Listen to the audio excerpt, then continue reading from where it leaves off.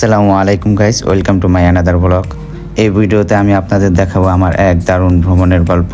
Niladri lake, শিমুল বাগান, বারিক্কা টিলা, জাদুকাটা নদী, watch tower থেকে শুরু করে বর্ডার পর্যন্ত সব কিছু পাবেন এই মাত্র 6 মিনিটের ভিডিওতে। চলুন ঘুরে আসি আমার চোখে থাকা সুনামগঞ্জ।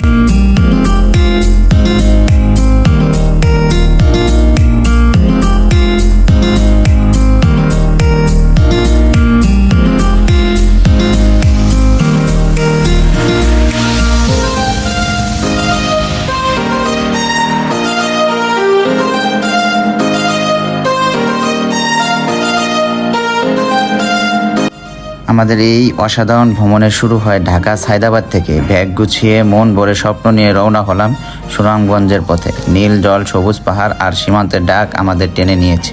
সায়দাবাদ থেকে বাসে উঠলাম আর যাত্রার প্রথম বিরতি ভৈরব চাঁদনী রেস্টুরেন্টে। হালকা পাতলা সবাই নাস্তা সেরে আমরা আবার রওনা হলাম সুনামগঞ্জের উদ্দেশ্যে। ভৈরব থেকে লম্বা পথ পাড়ি দিয়ে অবশেষে পৌঁছালাম সুনামগঞ্জের শহরে। আর প্রথমে চোখে পড়ল সুরমা নদীর উপরে সেই বিখ্যাত সুরমা ব্রিজ। নদীর উপরে সূর্যটা তখন ঝুঁকে পড়েছে আর চারপাশে হাওয়া ছিল ভ্রমণের এক অন্যরকম অনুভূতি। সেই মুহূর্তে বুঝে গেলাম এই ট্রিপ হবে স্মরণীয়। সুনামগঞ্জ থেকে প্রায় 40 কিলোমিটার পাড়ি দিয়ে আমরা বোর্ডে আসলাম। সকাল 10টা বাজে আর আমরা তখন হাউস বোটে নেমে একটা গ্লাস ঠান্ডা শরবত, এত সুন্দর আপ্যায়ন, মনটা একেবারে ভরে গেল। হাউস বোটের ছাদে উঠে মনটা জুড়িয়ে গেল। চারপাশে শুধু নীল জল আর পাহাড়। আর তখনই চলে এলো নাস্তা। বসে খাচ্ছি আর ভাবছি এই ভিউ, এই খাবার এক কথায় অসাধারণ। আমাদের সকালের নাস্তা ছিল খিচুড়ি, ডিম ভুনা এবং বেগুন ভাজা, চাটনি, আচার তেঁতুলের। খাবারটা খুব টেস্টি ছিল এবং খুব মজাদার ছিল। খাওয়া দাওয়া শেষ করে হাউস বোটের রুমে ঢুকেই মনটা একেবারে শান্ত হয়ে গেল। হাউস বোটে একটু বিশ্রাম নেওয়ার পর আমরা চলে এলাম ওয়াচ টাওয়ারের পাশে। এখানকার পানির স্বচ্ছতা আর চারপাশের প্রাকৃতিক পরিবেশ দেখে মন জুড়িয়ে গেল। আর রেস্ট করতে পারলাম না, সোজা নেমে পড়লাম পানিতে। ঠান্ডা পরিষ্কার জলে একদম মন খুলে গোসল করলাম। এই গোসল শুধু শরীর নয়, মন যেন এক ধরনের প্রশান্তি এনে দিল। এটা কোনো সাধারণ নদী না, এটা যেন প্রাকৃতিক কূলে হারিয়ে যাওয়া এক মুহূর্ত। এখানকার ভিউ দেখে মনে হলো যে এখানে গোসল না করলে পুরো ভ্রমণটাই মিস।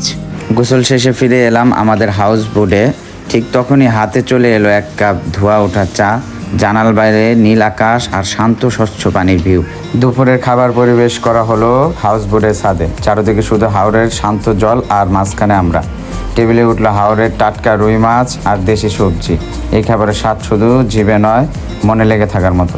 খাওয়া দাওয়া শেষ করে হাউস বোটের রুমে ঢুকেই মনটা একেবারে শান্ত হয়ে গেল। জানালার ওপারে বিশাল হাওরের জলরাশি আর পাহাড়ের দৃশ্য।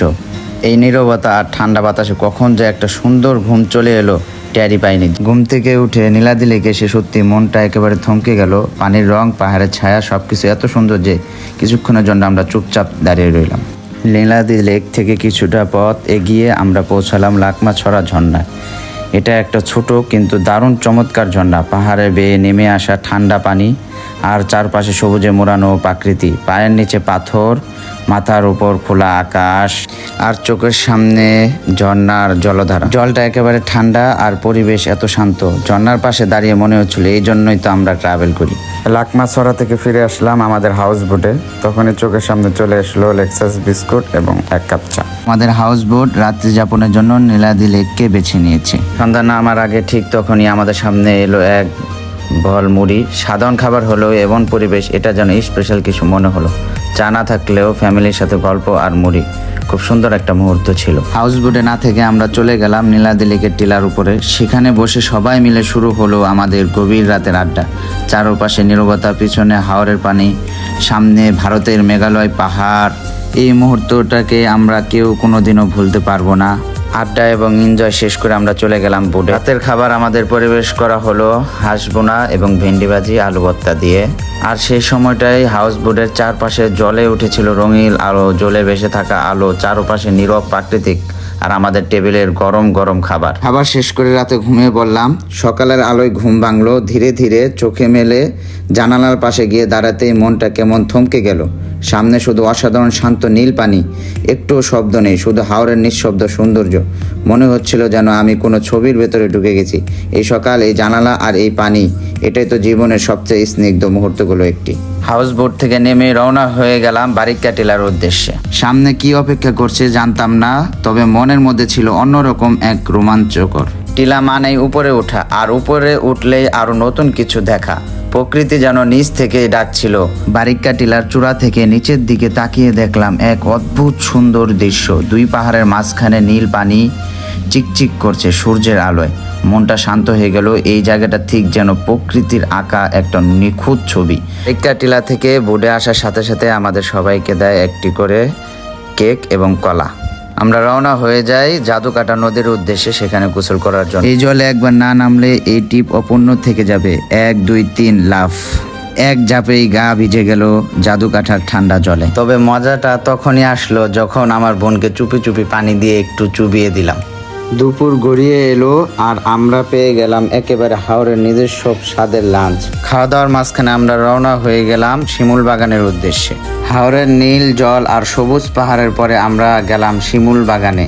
তবে এই বাগানে এখনকার সিজনে ফুল নাই, তবে পুরা প্রাকৃতিক দিক থেকে খুবই সুন্দর লাগতেছিল এই শিমুল বাগান, সবুজে ভরপুর। পৌঁছানোর সাথে সাথে নীল জলের পাশাপাশি এক কাপ চা দেখা হয়ে গেল হাওরের বন্ধুদের সাথে।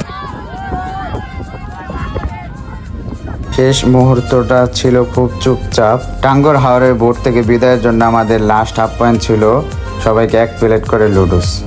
বোট ধীরে ধীরে দূরে সরে যাচ্ছিল আর আমি শুধু তাকিয়েছিলাম পিছনে। হাওরের সেই চিরচেনা নতুন রঙগুলো আজীবন মনে থাকবে। বিদায় বললাম, কিন্তু মনটা যেন থেকে গেল সেখানে। আসলে সত্যি বলতে কি, এখানে না আসলে আপনি বুঝবেন না এখানকার সৌন্দর্য। এই ছিল আমাদের হাওর ভ্রমণ। সবুজ টিলা, নীল পানি, দারুণ খাবার আর কিছু মনের মতো মুহূর্ত। এই জায়গা শুধু চোখ নয়, মনকেও ছুঁয়ে গেল। আপনাদের সবার সাথে এই অভিজ্ঞতা ভাগ করে নিতে পেরে আমি সত্যিই কৃতজ্ঞ। আরও এমন সুন্দর ভ্রমণের গল্প নিয়ে খুব শীঘ্রই ফিরব। ততক্ষণ পর্যন্ত ভালো থাকবেন, সুস্থ থাকবেন আর প্রকৃতিকে ভালোবাসবেন। ভালো লাগলে একটা লাইক দিন আর সাবস্ক্রাইব করতে